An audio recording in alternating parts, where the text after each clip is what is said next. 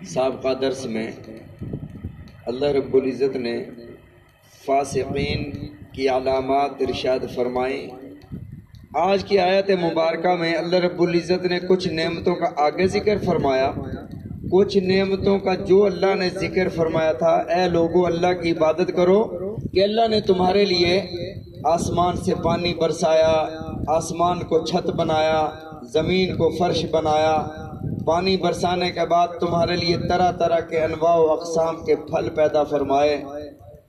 یہ نعمتیں بیان فرمانے کے بعد اب اللہ رب العزت نے ارشاد فرمایا کہ تمہارے لیے اب بھی کوئی ابہام باقی رہ گیا کہ تم اللہ کے کلام پر، اللہ کے قرآن پر ایمان نہ لاؤ، کہ اللہ رب العزت نے ساری نعمتیں دینے کے بعد پھر تمہیں عقل سلیم عطا فرمائی، اور عقل دینے کے بعد تمہارے پاس اپنے پیغمبر بھیجے، پیغمبر بھیجنے کے بعد ان کے ذریعے سے تمہارے پاس کتابیں بھیجیں، رسولا مبشرین و منذرین، ڈرانے والے بھی بھیجے، خوشخبری دینے والے پیغمبر بھیجے۔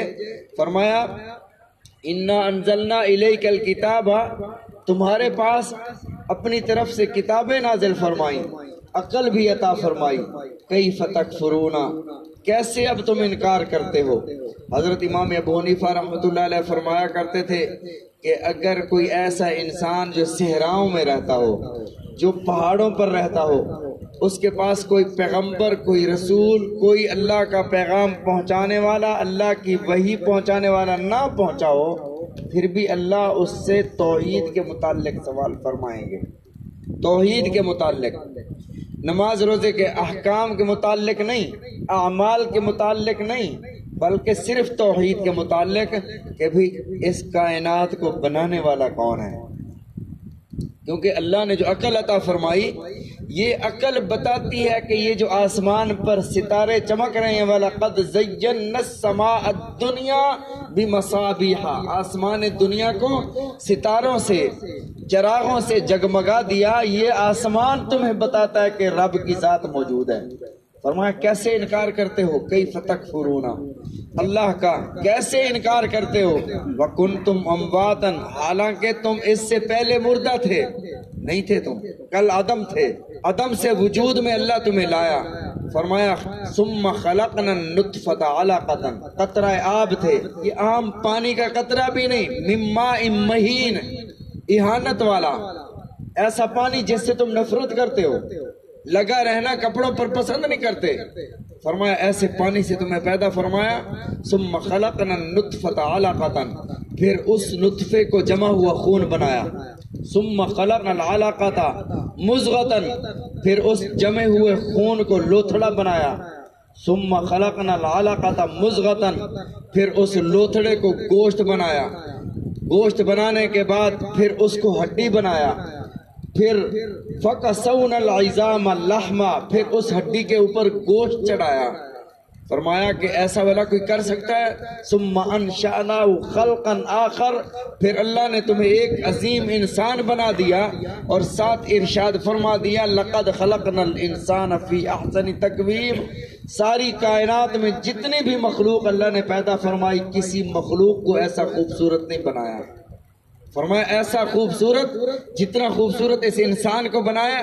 فتبارک اللہ احسن الخالقین، رب کی ذات کس قدر بابرکت ہے، کس قدر خوبصورت شکلوں کو، پھر شکل ایک بھی نہیں، ہزاروں کروڑوں کے حساب سے لوگ آئے، لیکن ایک کی شکل دوسرے سے ملتی نہیں ہے۔ وہ شکل تو دور کی بات ہے، جو آپ کے انگلیوں کے پورے ہیں یہ ایک دوسرے سے ملتے نہیں ہیں۔ فتبارک اللہ احسن الخالقین، اس جیسا بنانے والا کوئی نہیں۔ تو فرمایا کیف تکفرون، پھر اپنے رب کی ذات کا کیسے انکار کرتے ہو؟ کنتم امواتا، تم مردہ تھے، تمہیں اللہ نے باپ کی پشت سے شکم مادر میں منتقل فرما کر پھر ایک پروسیس کے بعد دنیا میں بھیجا۔ پھر اتنا بھی نہیں ہوا کہ ایک دم تم دنیا میں آ گئے۔ ہم یہ دیکھتے ہیں کہ پانی کے اندر انسان زندہ نہیں رہ سکتا، لیکن اس ذات نے پانی کے اندر تمہیں زندہ رکھا، وہاں خوراک عطا فرماتا رہا، انسان وہاں سانس بھی لیتا رہا، غذا بھی اس کو ملتی رہی۔ فرمایا کہ فَأَحْيَاكُمْ، پھر اس نے تمہیں زندگی عطا فرمائی۔ ثم یمیتکم، پھر ایک وقت آئے گا کہ تم مر جاؤ گے، تم پر موت طاری کر دے گا۔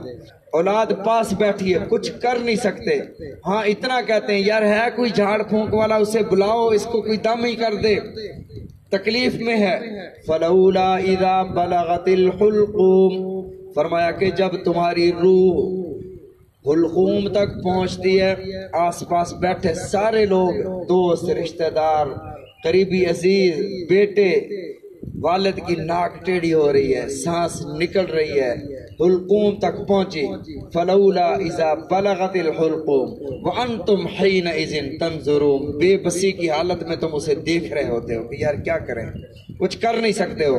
وَنَحْنُ أَقْرَبُ إِلَيْهِ مِنْكُمْ وَلَٰكِن لَا تُبْصِرُونَ، فرمایا کہ تم ہمیں دیکھ نہیں رہے ہوتے، ہم وہاں موجود ہوتے ہیں، میرے فرشتے وہاں موجود ہوتے ہیں۔ اللہ فرماتے ہیں میں موجود ہوں، تمہیں کچھ بھی نظر نہیں آتا، بے بسی کی تصویر بن کر بیٹھے ہوتے ہو۔ فرمایا کہ اب بھی تمہیں سمجھ نہیں آتا کہ کوئی زندہ کرنے والا اور مارنے والا ہے، ہم نے اسی کی بات مان کر اس دنیا میں رہنا ہے۔ ثم یمیتکم، پھر تمہیں مارے گا، ثم یحییکم، پھر تمہیں زندہ کرے گا۔ قبر میں جب انسان جائے گا اللہ پوچھیں گے، زندہ کریں گے۔ نبی رحمت صلی اللہ علیہ وسلم نے ارشاد فرمایا بندے کو اٹھایا جائے گا، اب یہ بیٹھ جائے گا، قبر کا ماحول ہوگا، اور اس سے سب سے پہلا سوال کیا جائے گا من ربک کا، تیرا رب کون ہے؟ اگر یہ رب کی بات مان کر زندگی گزارتا رہا کہے گا ربی اللہ، میرا رب اللہ ہے، اور اگر خدا نخواستہ رب کو بھول کر یہ دنیا میں زندگی گزارتا رہا کہے گا ہیہات ہیہات لا ادری، ہائے افسوس مجھے پتہ نہیں ہے کہ میں کیا کرتا رہا ہوں دنیا میں، جو لوگ کہتے رہے میں بھی انہی کے پیچھے چلتا رہا، مجھے تو پتہ ہی نہیں ہے کہ میرا رب کون ہے۔ تو فرمایا جسے پتہ ہوگا وہ کہے گا ربی اللہ، میرا رب اللہ ہے۔ اور دوسرا سوال ہوگا من نبیوں کا، تیرا نبی کون ہے؟ نبی کے بارے میں دو روایات ہیں، تیرا نبی کون ہے؟ یا رسول اللہ صلی اللہ علیہ وسلم کی شبیہ دکھائی جائے گی، آپ کی صورت دکھائی جائے گی، اور کہا جائے گا ما تقول بہذا الرجل، ان کے بارے میں آپ کیا کہتے ہو؟ تو یہ کہے گا ذا نبینا، یہ ہمارے نبی صلی اللہ علیہ وسلم ہے، جو نبی علیہ الصلوۃ والسلام کی بات مان کر دنیا میں رہ کر اس حالت میں زندگی گزاری ہوگی کہ اس کام میں میرے آقا کیا کہتے ہیں، اس طرح زندگی گزاری ہوگی۔ اور اگر ایسے زندگی گزاری ہوگی کہ ہر قدم قدم پر اپنے رسول صلی اللہ علیہ وسلم کی مخالفت کی ہوگی پھر یہ پہچان نہ پائے گا۔ اسی لیے بعض لوگوں کی مر جانے کو وفات کہتے ہیں۔ وفات کا مطلب جو اپنا پیریڈ، جو اپنا وقت پورا کر جائے اس کو کہتے ہیں یہ پورا کر گیا، اپنا ٹائم پورا کر گیا۔ وفات کا مطلب پورا کر جانا۔ اور کسی اللہ والے کے بارے میں، نیک کے بارے میں ہم کہتے ہیں وصال فرما گئے۔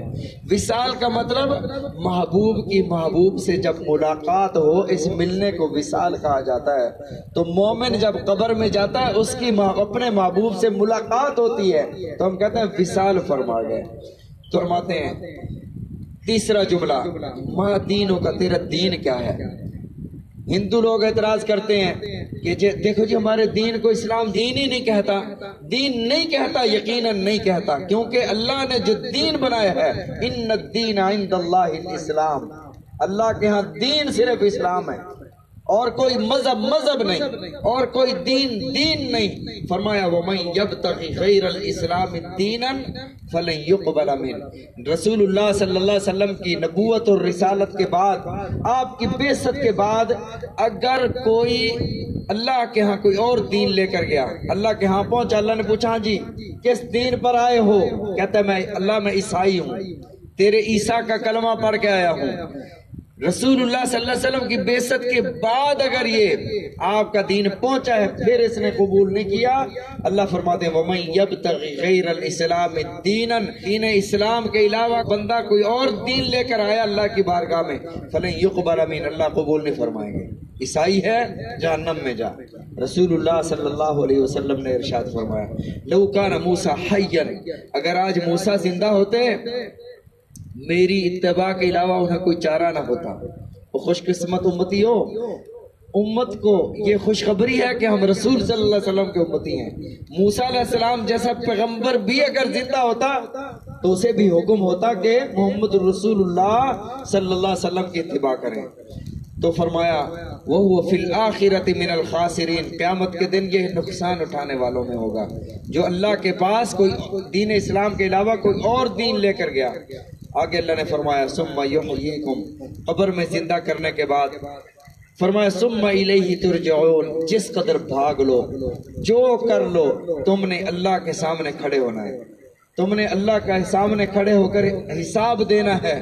یہ دنیا جو ہے یہ عارضی ہے۔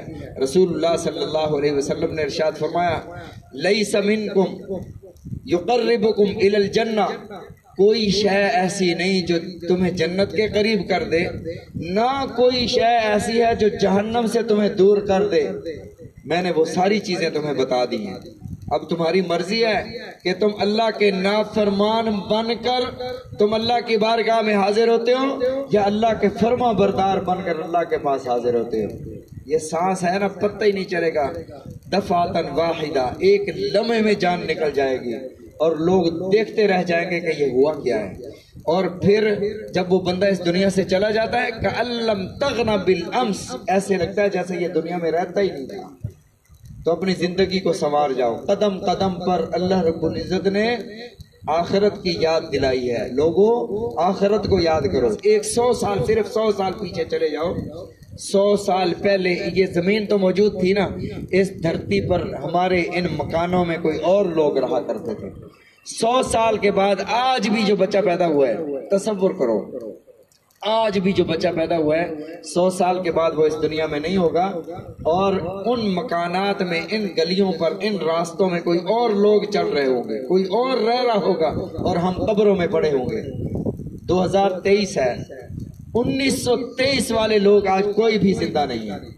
1923 میں جو لوگ پیدا ہوئے ان گھروں میں کوئی اور رہتا ہے، ان گلیوں میں کوئی اور چلتا ہے۔ تو اللہ نے ایک فکر دلائی ثم الیہ ترجعون، اپنے پیچھے دیکھ لو وہ کہاں ہے، تم بھی 100 سال کے بعد یہاں پر دنیا میں نہیں ہوگے۔ تو دنیا عارضی ہے، عارضی دنیا کے لیے اپنی آخرت کو دوسروں کے لیے یا اپنی دنیا بنانے کے لیے خراب کر دینا یہ عقل کا کام نہیں ہے۔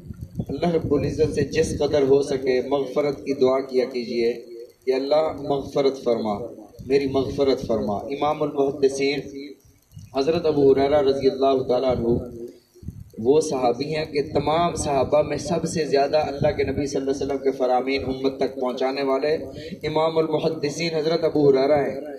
انہیں جب پتہ چلا نا کہ بچوں کی دعاؤں کو اللہ رد نہیں فرماتے تو چھوٹے چھوٹے بچوں کو جمع فرماتے اور انہیں کہتے قولوا اللہم اغفر لی ابی ہریرہ، او بچوں تم یوں کہو کہ اللہ ابو ہریرہ کی مغفرت فرما۔ بچے جب کہتے اللہ ابو ہریرہ کی مغفرت فرما فیؤمن بدعائہم، ان کی اس دعا پر حضرت ابو ہریرہ آمین کہا کرتے میرا مولا ان چھوٹے چھوٹے بچوں کی دعا قبول فرما لے، مغفرت کی۔ اور ایک دفعہ حضرت ابو ہریرہ رضی اللہ تعالیٰ عنہ اللہ کی بارگاہ میں عرض کر رہے ہیں اللہم انی اعوذ بک، اللہ میں اس بات سے تیری پناہ چاہتا ہوں کہ ابو ہریرہ زنا کرے یا ابو ہریرہ چوری کرے۔ صحابہ نے پوچھا وہ ابو ہریرہ 82 سال عمر ہو گئی ہے، بوڑھے ہو گئے ہو، اب بھی زنا سے ڈر رہے ہو؟ فرمایا الشیطان حی، شیطان زندہ ہے، اس لیے میں کچھ کر نہیں سکتا، میں کچھ کہہ نہیں سکتا۔ بڑے سے بڑا بزرگ آج کے دور کا ابو ہریرہ رضی اللہ تعالیٰ عنہ کے قدموں کی خاک کو نہیں پہنچ سکتا۔ حضرت ابو ہریرہ رضی اللہ تعالیٰ عنہ جب یوں دعا فرماتے ہیں پھر امتی کو چاہیے کہ رب سے مانگے۔ اللہ تعالیٰ ہم سب کو سمجھنے کی توفیق عطا فرمائے۔